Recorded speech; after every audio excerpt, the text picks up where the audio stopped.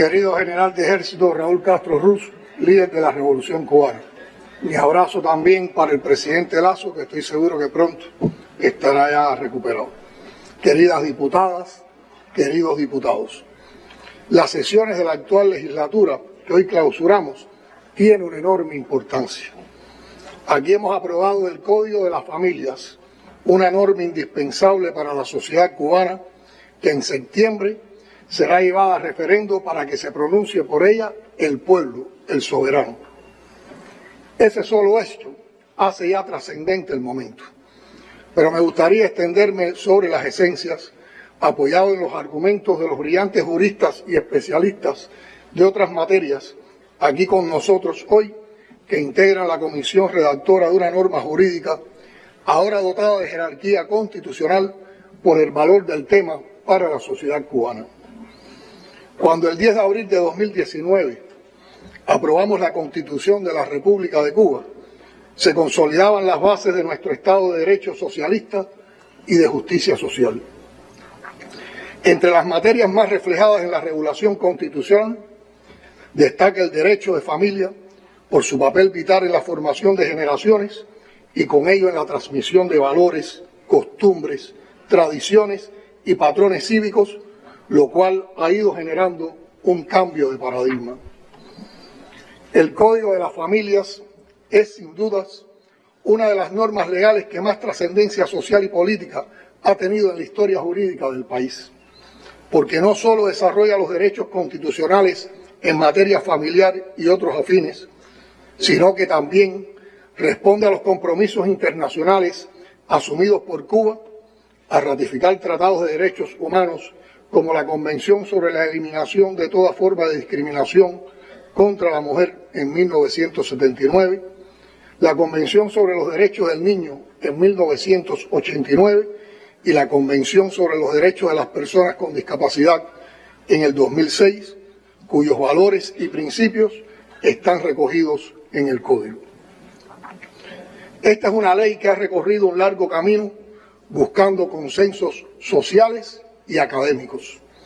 Su construcción ha supuesto la coexistencia de saberes aportados desde distintas ciencias. Cada boceto empleado en esta monumental obra jurídica confirma la importancia de erigir las normas legales del país desde un enfoque científico, multidisciplinario y holístico, como lo exige hoy el pensamiento científico moderno y marxista.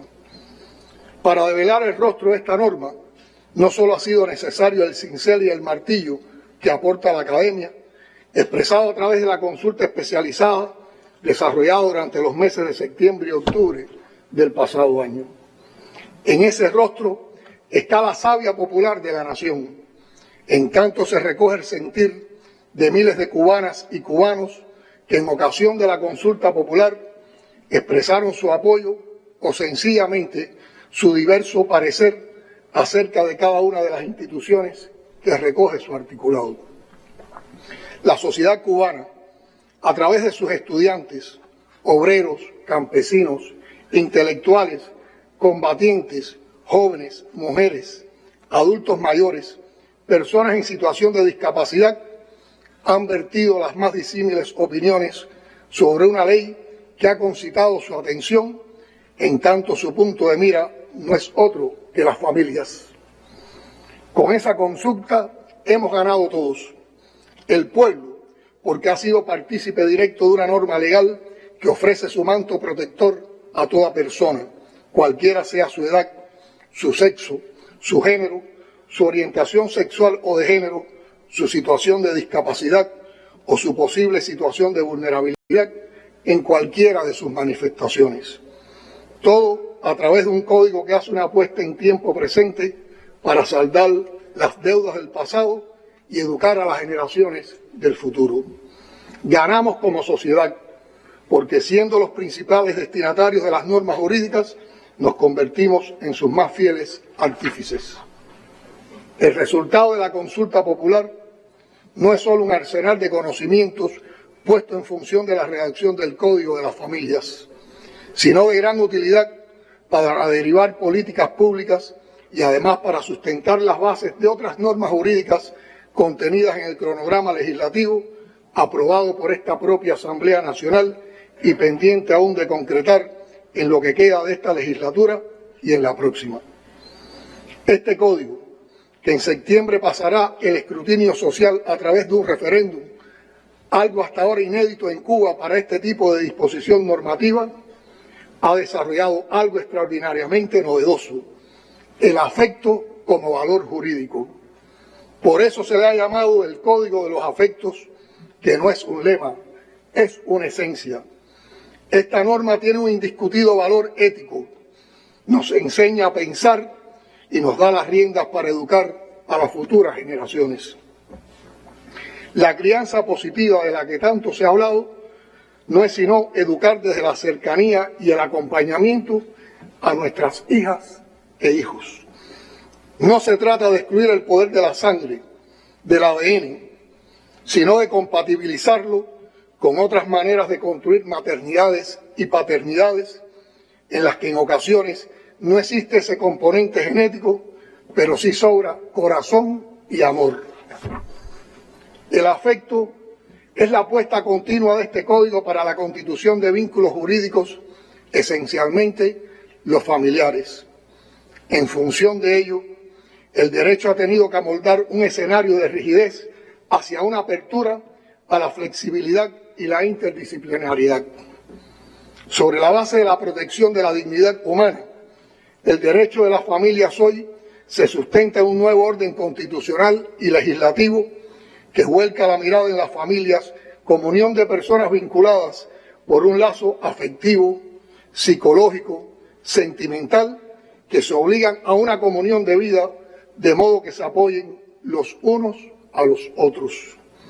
Podemos hablar de un código que reconoce derechos a todas y todos, que visibiliza a la persona adulta mayor, pero no desde la endeblez, el dolor, la compasión, sino como un protagonista de su destino, transmisor hacia el interior de la familia de valores, costumbres y principios, como portador de nuevas energías y, en consecuencia, protagonista de su entorno familiar. Los adultos mayores no son solo sujetos de derechos, sino también de deberes para la formación de los más jóvenes en el hogar. A ellos debemos lo que somos hoy. El Código también abre las puertas de la protección jurídica de las personas en situación de discapacidad y regula el derecho a su autodeterminación, a escribir su propia biografía.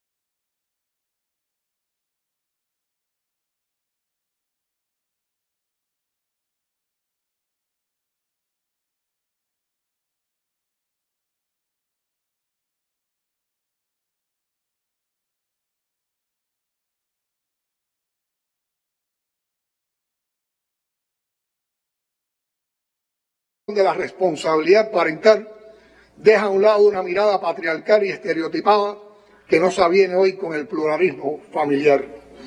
Los niños, niñas y adolescentes deben ser acompañados en su crecimiento moral, espiritual, en el desarrollo de su personalidad por sus padres y madres, en una relación armónica en la que prevalezca el respeto recíproco, la lealtad, la honestidad y la complicidad del afecto y del amor, ajenos a cualquier manifestación de violencia en el espacio doméstico, ante lo cual el Código es intolerante. Si una norma ofrece alternativas, oportunidades, opciones, es la que acabamos de aprobar. El Código no ha construido un modelo familiar, no ha diseñado desde un laboratorio jurídico una institución. No se hizo para diseñar una familia o para asumir una construcción familiar que no se avenga a las convicciones éticas o religiosas de una persona. Tampoco busca la tolerancia, sino el respeto. Esa es la palabra clave: respeto a los derechos de las personas en razón del libre desarrollo de la personalidad y el derecho a constituir una familia, consagrados ambos en la Constitución de 2019. El Código que aprobamos sienta las bases de un derecho familiar más democrático, más solidario, pero también mucho más responsable.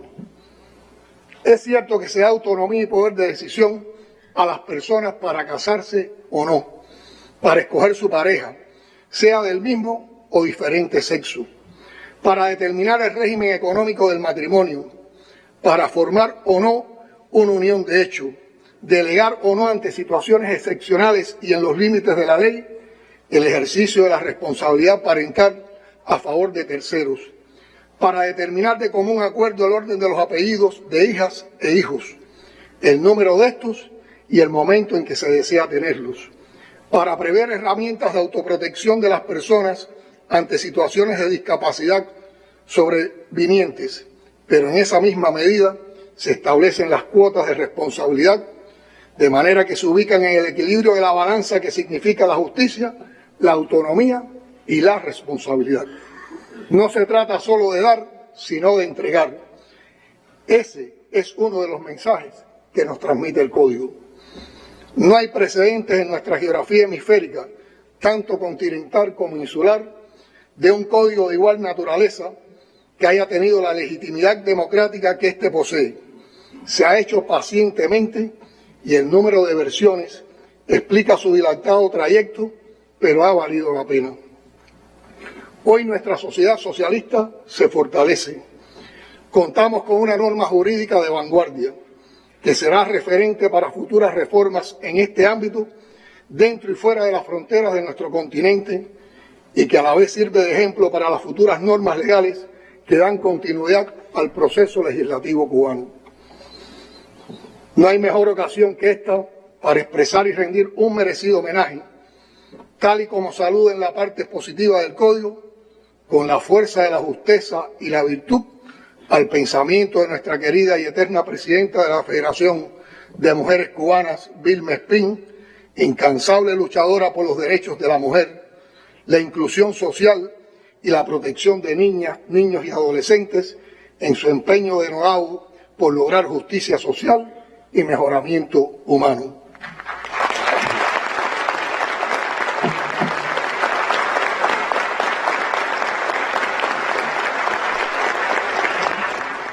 Sirva este código, además, como un gran libro de cabecera que deberían tener a mano nuestros educadores, esencialmente los maestros primarios que acompañan a la niñez cubana en los primeros pasos de su formación humanística y como texto de referencia para la formación cívica de mujeres y hombres del mañana, quienes darán continuidad a esta gran obra que es la revolución. Cada familia es un camino particular, único, irrepetible, como irrepetible es cada persona. Las familias son expresión del más delicado tejido social. De ellas venimos, en ellas nos formamos, allí recibimos los más altos valores y principios con los cuales nos educamos. Las familias son como la patria, nos dotan de identidad, de civismo, de solidaridad, de respeto, de altruismo. La apuesta por la aprobación del Código de las Familias en el referéndum es también por la democracia, por la virtud de ser cubanos, por la felicidad de cada niña, niño o adolescente, por la autonomía y el poder de decisión de cada adulto mayor, por la inclusión de cada persona con discapacidad, por la condena al maltrato familiar, por el respeto a las diversidades familiares. Es una apuesta por la vida, por la dignidad de los cubanas y cubanos, por la continuidad de quienes nos han guiado. Es la concreción de la máxima martiana, con todos y para el bien de todos. Es un código de amor, un código de paz.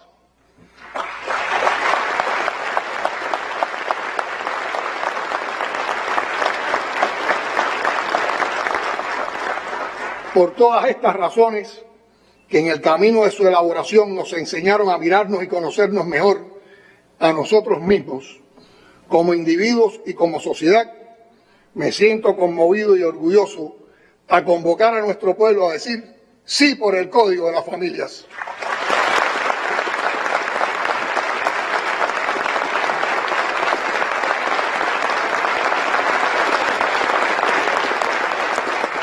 Diputadas y diputados, las relaciones internacionales transitan por un escenario peligroso. El costo lo sufren ya millones de personas. La ofensiva estadounidense dirigida a subyugar estados y agrupaciones de estados por vía de la expansión de la OTAN conduce inevitablemente a un clima de tensión y conflicto cuyas consecuencias son impredecibles. Es que el mundo ha cambiado.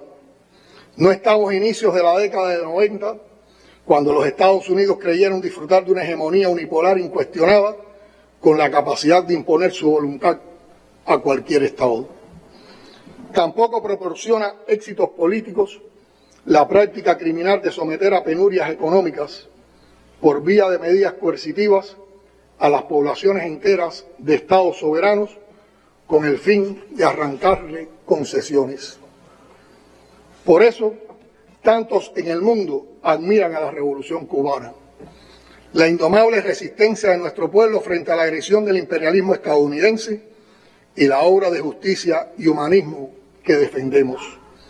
Otros sencillamente rechazan el abuso y la política inmoral de los Estados Unidos contra Cuba, aun cuando ideológicamente puedan no identificarse con la revolución.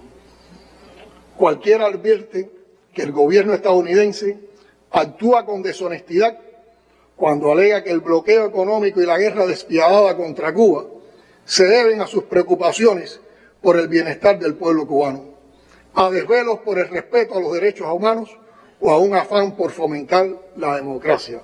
Mienten.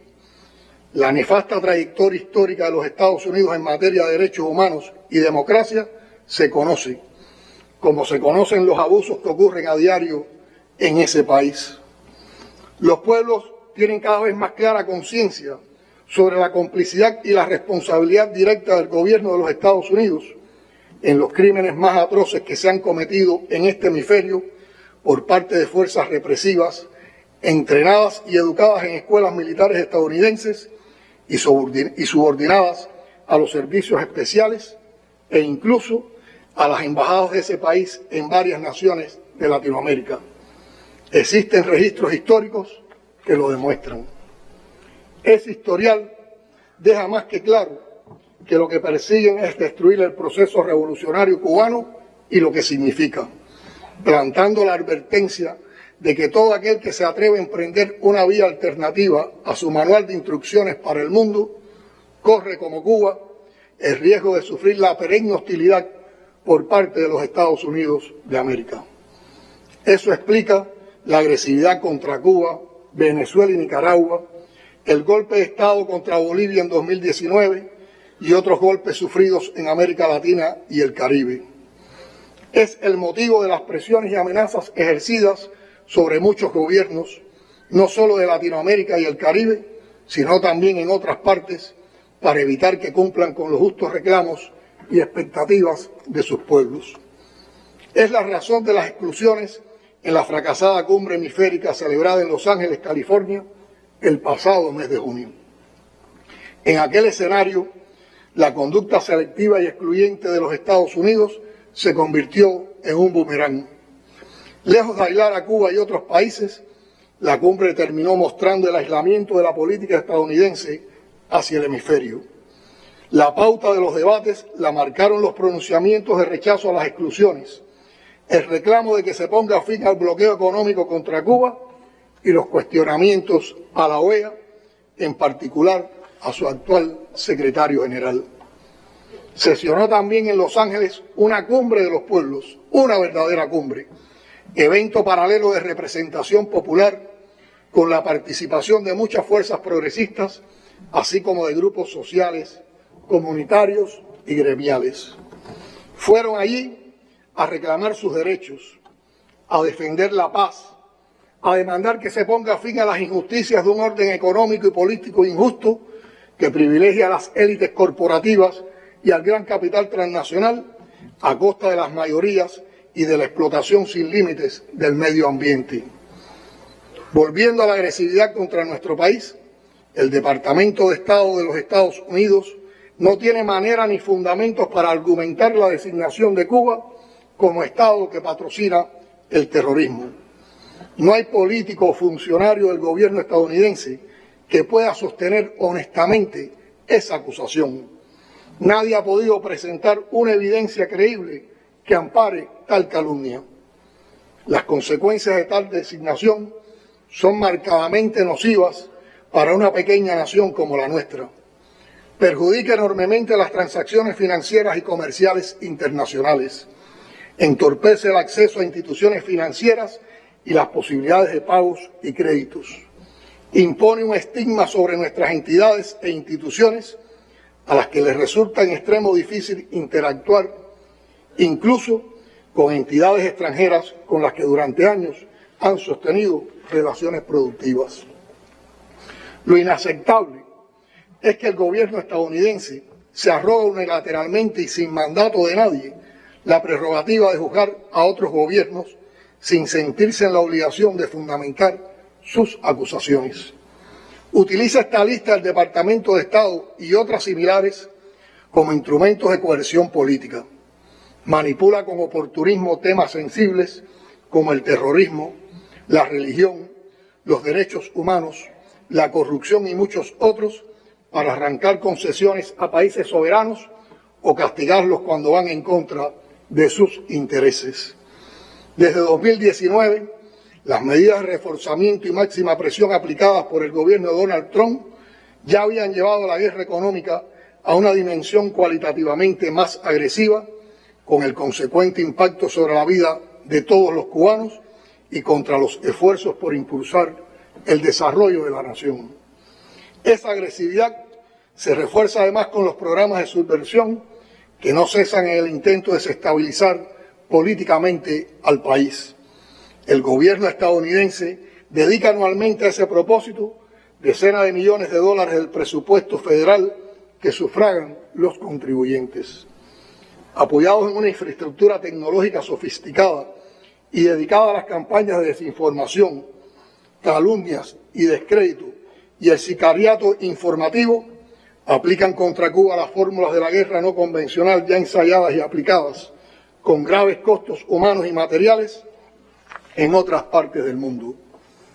Sucumben ante la influencia política de la mafia anticubana, asentada fundamentalmente en el sur de la Florida y que se ha instalado en la primera línea de agresión contra Cuba y contra los procesos revolucionarios y progresistas de la región, promoviendo para ello la intolerancia, la amenaza, la extorsión, el chantaje y cualquier otra forma violenta de prohibir el pensamiento diferente, de castigar a quien en su propia comunidad exprese respeto, amistad, sentimientos fraternales o incluso solidaridad con su país de origen. De forma engañosa, tratan de identificar a ese conjunto gangsteril con el universo de las personas de origen cubano que residen en los Estados Unidos. Una parte importante del cual se acerca a Cuba, está en contacto con sus familiares y amigos, respeta al país y se opone al incesante castigo de una superpotencia extranjera contra una nación pequeña. Muchos de ellos divulgan su vocación solidaria, otros lo hacen de forma más discreta. El gobierno de los Estados Unidos intentó nuevamente forzar una sublevación popular en Cuba durante este mes de julio y fracasó, como lo intentó y fracasó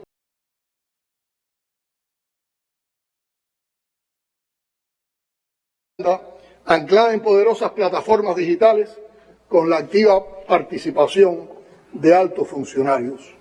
Confió para lograrlo en su política de máxima presión económica dirigida a deprimir el nivel de vida de nuestra población, generarnos problemas en el aseguramiento de servicios esenciales como el eléctrico, golpear el nivel de consumo y el acceso a artículos básicos, entre otros. Y no hablo en pasado. Esa perversa política está viva y actuante hoy. Debemos acostumbrarnos a la idea de que el bloqueo va a durar. El imperialismo no va a abandonar con facilidad esa arma despiadada contra Cuba. La solución a los problemas económicos tendremos que encontrarla con nuestro esfuerzo y creatividad bajo los efectos del bloqueo y a pesar de ellos. Ese es el reto inmediato y de largo plazo. El deber es denunciar y combatir la guerra económica en todos los rincones y en cada oportunidad que se presente. No descartamos la posibilidad eventual de un mejor entendimiento con el gobierno de los Estados Unidos hacia una relación de respeto. Y se sabe que Cuba está dispuesta a avanzar en esa dirección y a dialogar sobre cualquier tema sin menoscabo de nuestra soberanía. Seguiremos promoviendo y facilitando los lazos más amplios posibles con los numerosos sectores de ese país que tienen la disposición de acercarse a Cuba. Incluimos entre ellos a los estadounidenses o residentes en los Estados Unidos que son de origen cubano. Estamos convencidos de que hay beneficios mutuos en el intercambio entre las dos naciones, a pesar de las grandes diferencias. La trayectoria de Cuba en el desarrollo de sus relaciones exteriores demuestra que el fomento de la paz, la cooperación y la solidaridad son características definitorias de nuestra proyección internacional. Lo hemos demostrado en nuestra región latinoamericana y caribeña y también en otras latitudes. No tenemos el poder de cambiar la lógica imperial, pero no renunciamos desde nuestra lógica antiimperialista y socialista a la construcción socialista, porque es el único camino hacia la mayor justicia social posible. Lo más fácil sería entregarnos y dejar que se destruyan todos los sueños por los que tantas generaciones han luchado y resistido. Lo más sencillo sería vender el país como lo hicieron tantos gobiernos neoliberales de esta propia región. Nuestra lógica socialista es humanista, contraria a las exclusiones.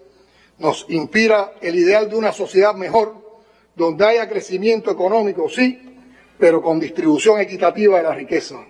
Luchamos por un desarrollo con igualdad social. Compañeras y compañeros, en estas sesiones se han informado cambios importantes para destrabar e impulsar resortes que movilicen, hasta donde nos sea posible, las fuerzas productivas. Aún falta mucho por hacer. Pero no sobra insistir en lo que todos saben y algunos pretenden subestimar. Nuestra economía transita por un escenario sumamente complejo en el que resulta en extremo difícil lograr los ingresos en divisas que nos impactan como al resto de las naciones la crisis económica internacional derivada de los efectos de 2 años de pandemia y del conflicto bélico europeo. Factores todos que han desencadenado el encarecimiento de los precios de los combustibles, de los alimentos, de los medicamentos y de otros insumos imprescindibles que deben ser importados. Como se ha informado, el Producto Interno Bruto a precios constantes en el año 2021 alcanzó un ligero crecimiento del 1,3%, deteniéndose la caída experimentada en los años 2019 y 2020. No obstante, los niveles de actividad son aún inferiores a los que habíamos alcanzado en los años previos a la pandemia. No se aprecia hasta el momento una recuperación significativa en nuestras principales producciones ni en el turismo. Con los bajos niveles de divisa de los que hemos podido disponer, se realiza un permanente esfuerzo para asegurar un nivel de productos y servicios básicos a la población y atender de manera priorizada a las personas y comunidades en situaciones de vulnerabilidad. En esas condiciones ha proliferado un mercado no oficial de compraventa de divisas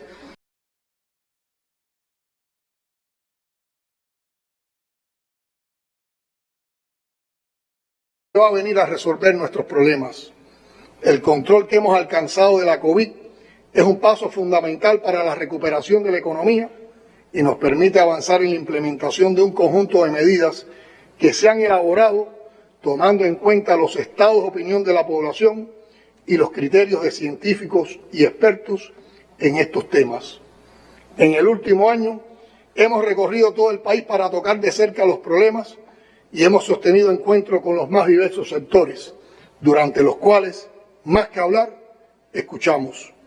A eso se suma la revisión de cientos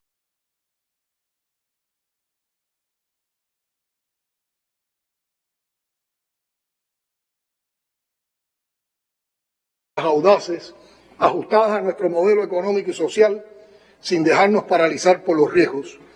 Urge enfrentarlos, revolucionando la revolución.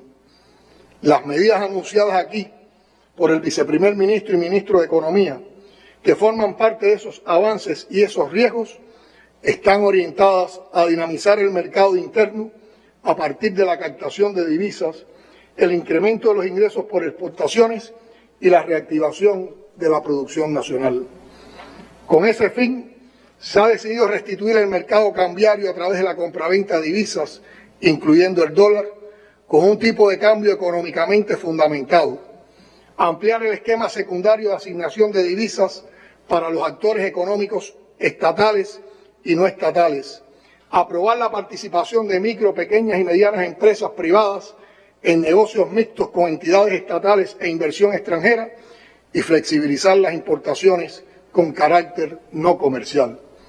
Todo ello debe permitirnos incrementar gradualmente los aprovisionamientos de bienes y servicios para los actores económicos y para el mercado interno en moneda nacional, ordenar el mercado cambiario, disponer de recursos financieros hoy insuficientes para la atención a personas y familias en situación de vulnerabilidad, sostener y ampliar los programas sociales y honrar deudas y pagos retenidos.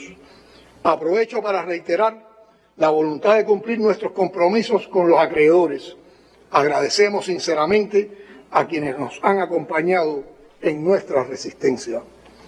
Está claro que no podremos avanzar solo con la aplicación de medidas en el ámbito monetario y financiero. Para que estas medidas tengan un impacto favorable en la economía, es decisivo incrementar las producciones nacionales y los ingresos en divisas por exportaciones, reducir el déficit presupuestario, mejorar su estructura y alcanzar una mayor eficiencia y control del gasto público, el establecimiento de los sistemas de precios adecuados, el control efectivo con participación popular de las fichas de costo, lo cual tiene que ser abordado desde la gestión de los gobiernos municipales. En todo esto avanzaremos, no estamos con los brazos cruzados. Se dispone de un programa para ir evaluando e implementando las medidas que nos permitirán avanzar, preservando el mayor grado de equidad y de justicia social posible. Trabajar, movilizar, estimular y exigir que el talento y el esfuerzo de todos se transformen en resultados. Insistir en la interminable tarea de arrancarle un pedazo a los problemas cada día es el compromiso. Lo vemos y lo sentimos constantemente. En la épica pelea de los trabajadores de las plantas eléctricas,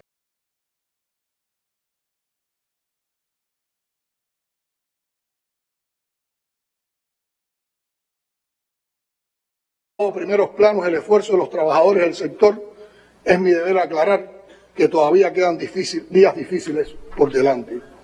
Lo que no puede faltar, junto con el reconocimiento al esfuerzo, es la información oportuna y útil a la población, la verdad, la explicación sincera y la planificación que solo se puede garantizar con previsión son aspectos decisivos, como lo será siempre el ahorro solidario y responsable por parte de nuestra población. Les puedo garantizar que se está trabajando sin descanso por remontar cada dificultad, sea fruto del bloqueo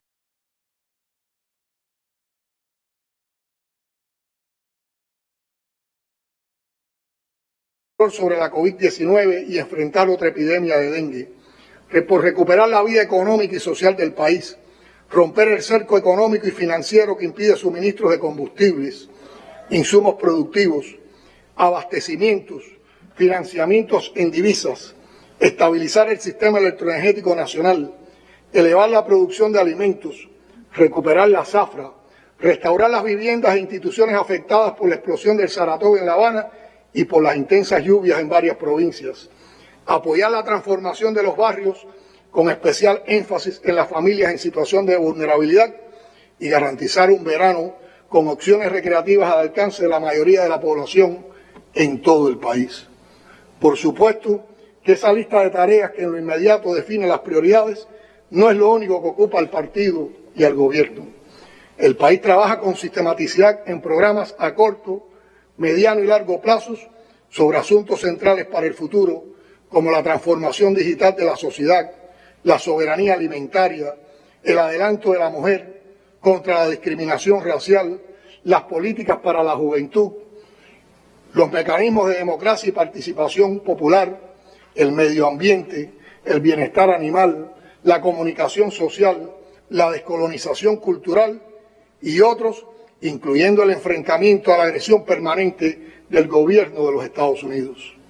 Lo que quiero significar es que este país no está detenido. A este país lo quieren detener, pero no estamos detenidos ni nos vamos a detener.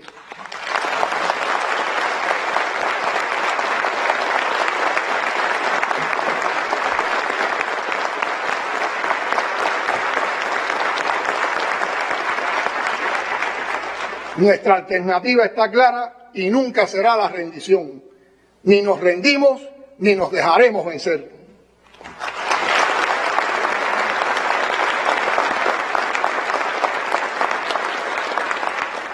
Estas afirmaciones lo confirman las secciones de esta asamblea que hoy clausuramos.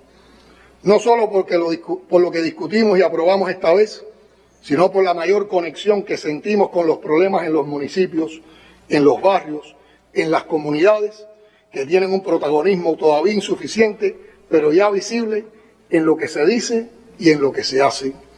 El barrio es la patria en su dimensión más pequeña, es el núcleo duro de nuestra resistencia. Ahí se ha librado la pelea cotidiana contra el bloqueo a golpe de apoyo y solidaridad entre vecinos.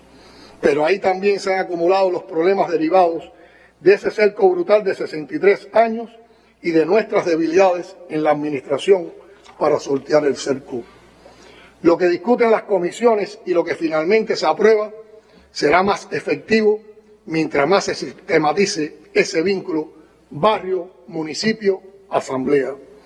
Y la asamblea se parecerá cada vez más a la sociedad cubana en la medida en que conecte más profundamente con sus bases. Esta es la tribuna del pueblo consciente de su poder que exige cambiar todo lo que debe ser cambiado. Y lo haremos. Somos un archipiélago rodeado de agua, pero eso no significa que podamos vivir libres de los duros impactos del mundo, profundamente desigual e injusto. La apelación a la ciencia y a la innovación como instrumentos de la dirección colectiva nos aporta claves valiosas, pero no basta con hacer uso de ellas. Hay que ajustarlas a las reales condiciones en las que tiene que desenvolverse nuestra voluntad de avanzar. Compañeras y compañeros, en pocos días estaremos celebrando el aniversario 69 del asalto a los cuarteles Moncada de Santiago de Cuba y Carlos Manuel de Céspedes de Bayamo. La fecha, siempre inspiradora, será otra oportunidad para reflexionar y asomarnos desde el presente y desde la historia al horizonte que nos debemos como premio por tanto esfuerzo y heroísmo, por tanta nobleza y creatividad. En un reciente recorrido por Mayabeque, hablé de este pueblo tremendo, de este pueblo lindo, que cuando quiere, quiere de verdad, que se distingue por sus sentimientos y su estoicismo y que no volverá nunca más a ser esclavo y por eso defiende la revolución con todas sus energías. Precisé entonces que como servidores de ese pueblo y como nos enseñaron Fidel, Raúl y la historia desde 1868 hasta nuestros días, nuestro deber es hacer que la revolución avance y evitar que la revolución se equivoque. Esa es nuestra pelea en la que esperamos que todos ustedes nos acompañen. Por Cuba, por su historia y su presente, seguimos inspirados y decididos a pelear hasta la victoria siempre. Patria o muerte, venceremos.